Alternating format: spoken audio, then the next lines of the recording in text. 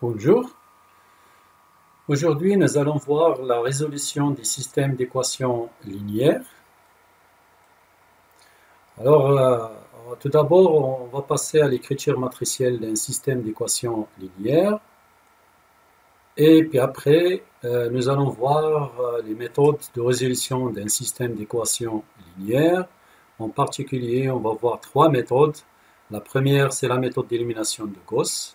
La deuxième, c'est la méthode de l'inverse d'une matrice. Et la troisième, c'est la méthode de Cramer. Pour le premier point d'écriture matricielle d'un système d'équations linéaires, on considère un système d'équations linéaires suivant. Donc, c'est un système qui est composé de m équations et nous avons n variables.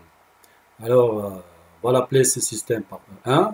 Donc, le système E1 peut être écrit sous la forme matricielle, telle que les facteurs les coefficients A1, A12, etc. vont être regroupés dans la matrice qu'on va appeler la matrice A.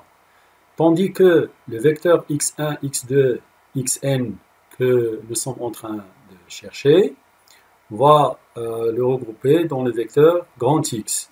Et le vecteur donné, B1, B2, Bm, c'est le vecteur grand B.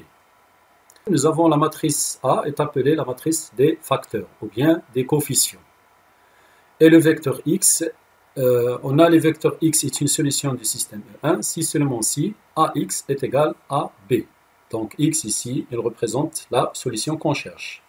Alors, pour l'illustration, on donne un exemple. Donc, nous avons le système d'équations suivant. Nous avons trois équations et avec trois inconnus. Donc, les coefficients de ce système, c'est-à-dire des variables qui constituent ce système, donc, sont notamment 1, 2, 3, moins 1, 4, 2 et 1, moins 3, 4. Donc, la matrice des facteurs est A, 1, moins 1, 1, 2, 4, moins 3, 3, 2 et 4. On a le théorème suivant. Pour un système d'équations linéaires, donc soit n'a aucune solution, soit possède une solution unique, ou bien une infinité de solutions. Alors, comme on a dit, on a trois méthodes, méthode d'élimination de Gauss, méthode de l'inverse d'une matrice et méthode de Cramer. Donc, on commence par la première méthode, l'élimination de Gauss. On a la définition suivante. Donc, nous considérons à nouveau le système d'équations linéaires E1, vu précédemment. La matrice augmentée associée à ce système est composée de la matrice des facteurs A et des vecteurs B. C'est-à-dire, nous avons un système d'équations linéaires. On va en tirer ce qu'on appelle la matrice augmentée qui est composée de la matrice des facteurs A et le vecteur B. Je dis bien le vecteur B et pas le vecteur X. Alors, c'est comme on a ici. Donc, c'est la matrice augmentée du système E1. On va donner un exemple. Soit le système linéaire des équations linéaires suivantes. Donc, la matrice augmentée associée à ce système et la première partie, ce sont les coefficients ou bien les facteurs des variables. Et la dernière colonne est dédiée au vecteur B qui est 5, 2, 6. Alors, c'est le cas. Donc, c'est notre matrice augmentée. Alors, l'objectif de cette méthode d'élimination de Gauss. Cette méthode d'élimination de Gauss, appelée aussi méthode du pivot de Gauss, est utilisée pour résoudre des systèmes d'équations linéaires, pour déterminer le rang des matrices. Alors, on va revenir à ce concept-là du rang. Et à la fin, c'est pour calculer l'inverse des matrices. Là aussi, nous allons voir comment peut-on utiliser cette méthode afin de trouver l'inverse des matrices. Donc, principe de base. Alors, cette méthode consiste à remplacer le système, ou bien sa matrice augmentée, par un autre système, ou bien par une autre matrice augmentée plus simple, ayant le même ensemble de solutions. Ceci se fait par une succession d'opérations appelées opérations élémentaires. C'est-à-dire, pour réaliser cette élimination de Gauss, donc on a besoin des opérations élémentaires. Quelles sont ces opérations élémentaires? Sont les suivants.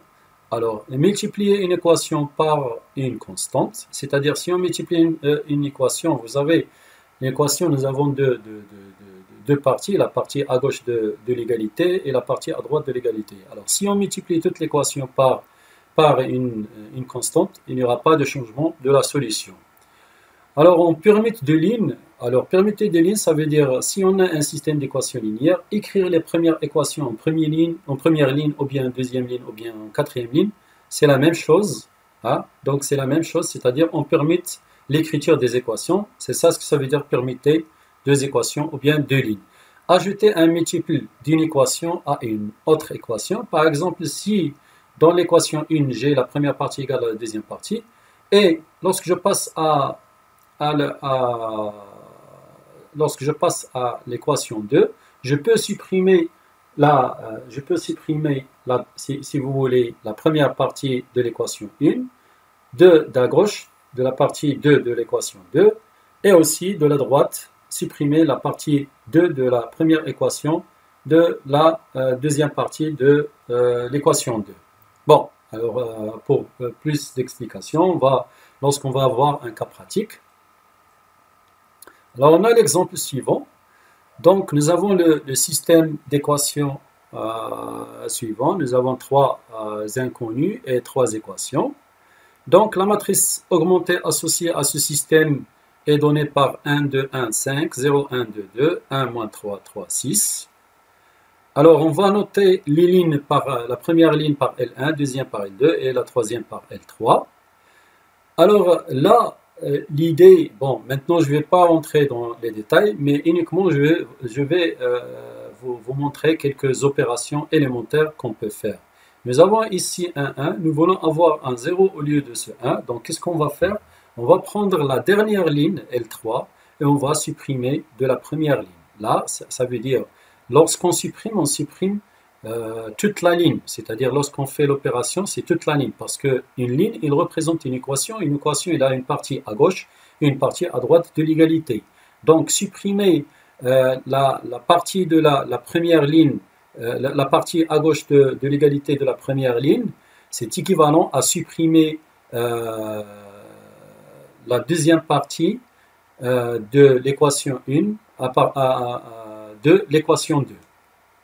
Alors, donc là, on va remplacer L3', c'est-à-dire la troisième ligne par la soustraction de L3 et L1. Alors, on aura 1 moins 1, ça donne 0, moins 3 moins 2, ça donne moins 5, 2 moins 1, ça donne 1, et 1 moins 5, ça donne, pardon. Alors, je répète. Pour la soustraction, alors on veut traiter la troisième ligne. Alors, la troisième ligne, donc on soustrait la première ligne de la troisième ligne. Donc 1 moins 1, ça donne 0. Moins 3 moins 2, ça donne moins 5. 3 moins 1, ça donne 2. Et 6 moins 5, ça donne 1. C'est exactement la ligne colorée en rouge.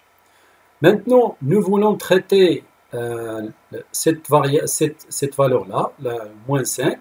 Donc, qu'est-ce qu'il faut faire? D'abord, on divise par moins 5.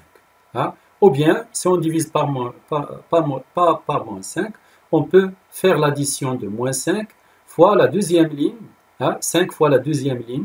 Donc, ce qui va donner moins 5 fois plus 5, ça donne 0. Alors, ce qu'on va faire, donc, par la suite, donc, on va travailler la troisième ligne en ajoutant 5 fois la deuxième ligne. Donc, ça nous a donné ici. Alors là, nous avons ici le problème, donc on essaie d'éliminer ça, donc on a ici le 0. Et puis après, là, on veut avoir 1, d'accord? Alors, je vais vous dire plus tard pourquoi avoir 1. Donc, il faut diviser la troisième ligne par 12.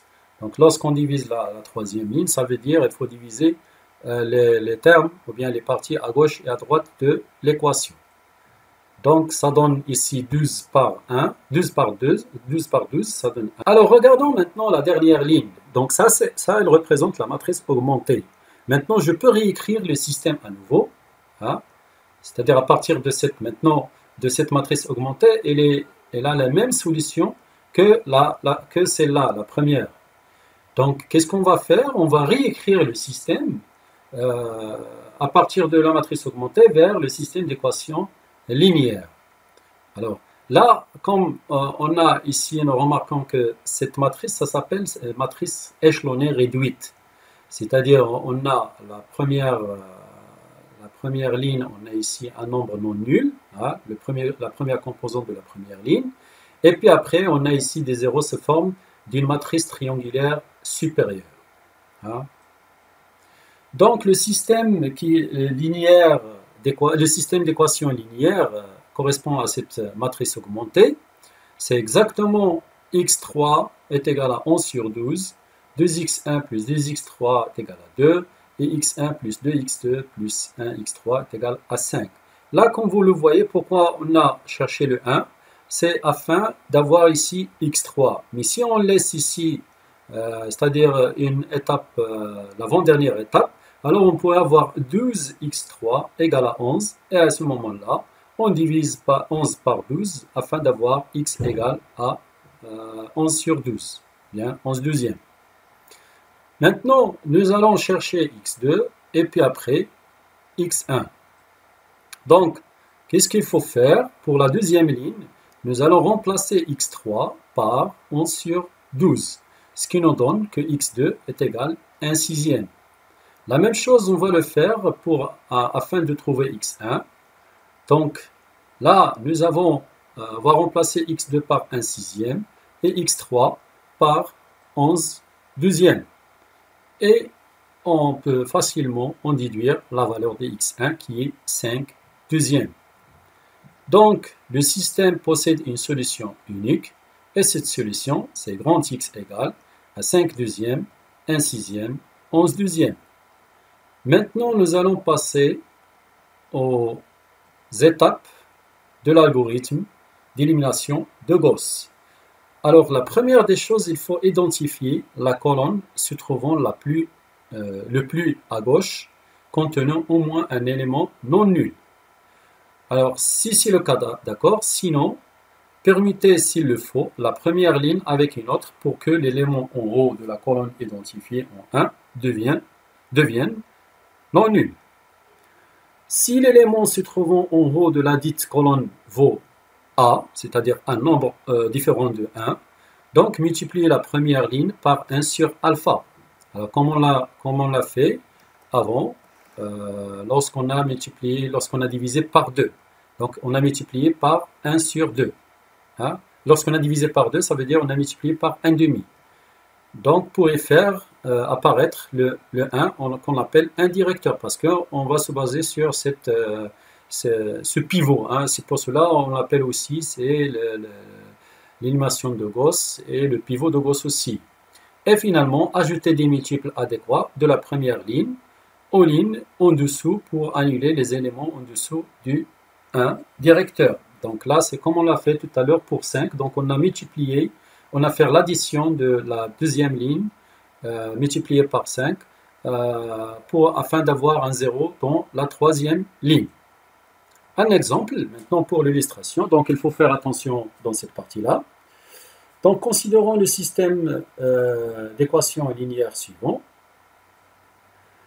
La matrice augmentée associée à ce système est donnée comme suit. Donc nous avons 2, 4, 6, 4, moins 2, 1, 1, moins 1, et moins 1, 2, moins 5. Donc là, la première des choses, on va essayer d'avoir ici un 0. Hein? Donc la première des choses, c'est qu'il faut avoir le directeur ou bien le pivot.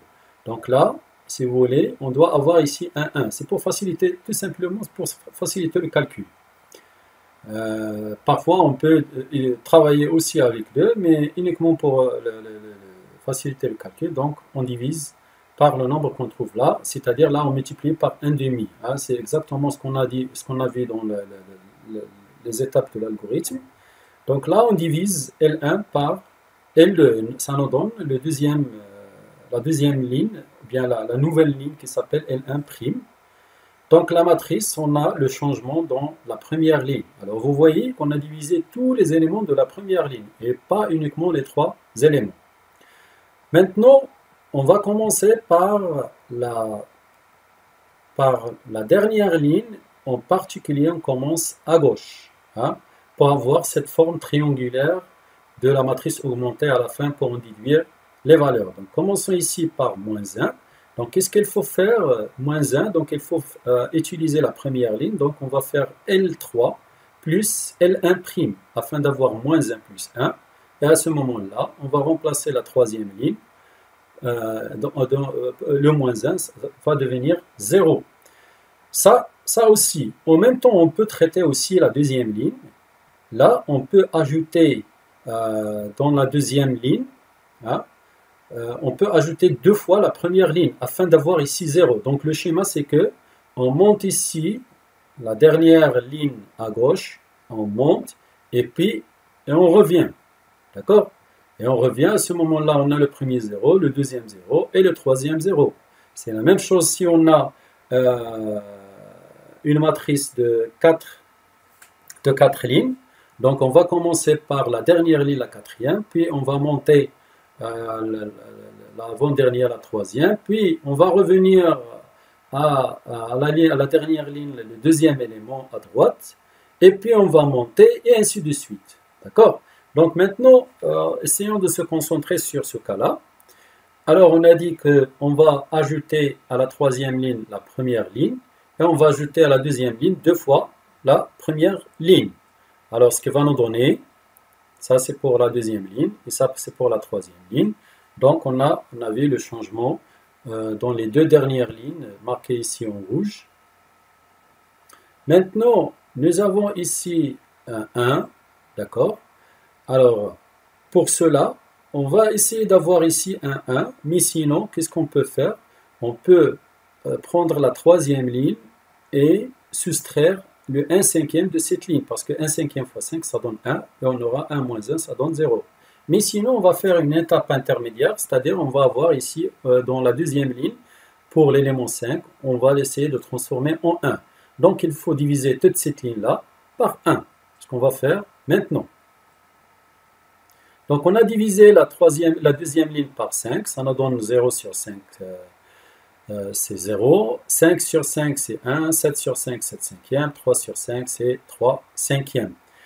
Donc, l'élément suivant, c'est avoir, ou bien l'étape suivante, c'est avoir un 0 ici, autour de ce 1. Donc là, qu'est-ce qu'on doit faire? On va soustraire la troisième ligne. On va faire la soustraction de la troisième ligne et la deuxième ligne. Toujours la valeur actuelle de la ligne. Donc, ça va donner L3' moins L seconde 2. Donc, si on supprime la troisième ligne, la deuxième ligne de la troisième ligne devient 0, 0, 5 moins 7 cinquièmes, et puis moins 3 cinquièmes, ce qui nous donne 0, 0, 18 cinquièmes, moins 18 cinquièmes. Alors on constate là, ici, nous avons la forme triangulaire de la matrice, c'est-à-dire la matrice échelonnée réduite. Mais qu'est-ce qu'on va faire? On va essayer d'avoir, au lieu de 18 sur 5, on va avoir 1. Donc il faut diviser la troisième ligne par 18 sur 5. Alors c'est le cas. Donc on obtient la troisième ligne, c'est 0, 0, 1, moins 1. Et comme on le constate, ici nous avons cette matrice-là. Nous avons une matrice triangulaire, hein, une matrice triangulaire supérieure, c'est-à-dire on a en bas de la diagonale, en dessous de la diagonale, on a des zéros. Donc c'est facile maintenant à réécrire ce système à partir de cette nouvelle matrice augmentée. Le nouveau système d'équations linéaires qui sera facile à calculer, en particulier x3 égale à moins 1. Donc sachant x3, remplaçons dans la deuxième équation x3 par moins 1, on obtiendra que x2 égale à 2. La même chose, remplaçons dans la première équation de ce système x2 par 2 et x3 par moins 1, on aura que x1 égale à 1. Par conséquent, le système possède une solution unique qui est x égale 1, 2, moins 1. Merci pour votre attention.